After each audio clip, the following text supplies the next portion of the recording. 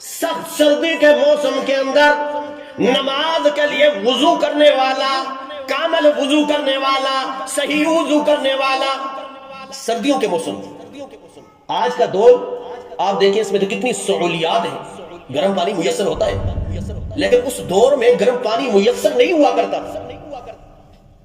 اور رسول اللہ صلی اللہ علیہ وسلم نے اس دور کی بات کی ہے کہ جس دور میں یہ مشکلات تھی، یا اگر اس دور میں بھی اگر اس حدیث کو منطبق کیا جائے تو ہو سکتا ہے، کیونکہ کامل وضو کرنا بڑا مشکل ہوتا ہے۔ کامل وضو سے مراد کیا ہے؟